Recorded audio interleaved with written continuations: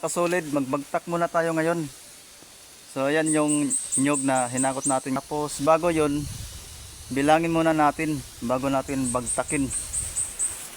Pero meron pa doon mga nyog na hindi pa nabalatan.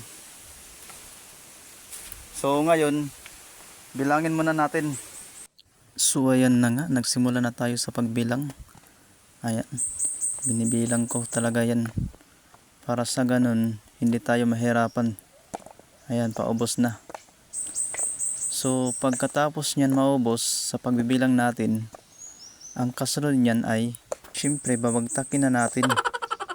So ayan, babagtak na natin. So tanggalin natin ang buhay. At napaisip ako dyan. At yun nga pala, inuna ko lang yan binagtak. Syempre hindi pa natapos yung pagbabalat natin. Para sa ganun, madali tayong matapos at hindi na magsayang pa ng ilang araw at oras. Ayan na nga, sinimulan ko pa. Hindi kasi matapos-tapos yung pagbubunot natin. Kasi ang daming trabaho, sunod-sunod na. At syempre, kailangan hinay-hinay lang tayo sa trabaho. Para sa ganun, hindi tayo mahirapan. Syempre, pagpagod, hindi magpahinga. O diba? Tama. So ayan na nga, binilang natin ulit.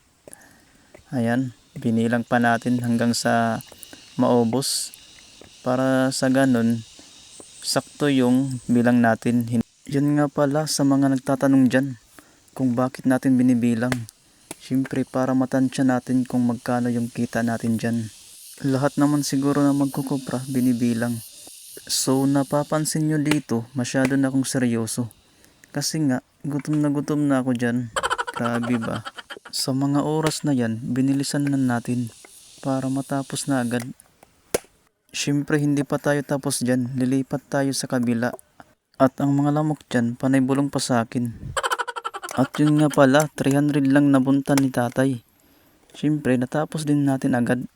At pagkatapos, siyempre uuwi na tayo dyan. Kasi wala tayong baon, nagugutom na ako. So yun mga kasolid, natapos na natin bagtakin ng mga lubi. So naubos na. Ayan mga kasolid, wala na. So nandito siya sa lunan natin sa taas. Ayan lahat. Pero meron pa hindi nabalatan. Ito. Tapos ito. So babalatan to mamaya, di kaya bukas. Hanggang dito na lang video natin mga kasolid. Huwag kalimutan na i-follow ang ating official page at syempre paki-share na rin ng ating video. So yun lang mga kasolid, thank you.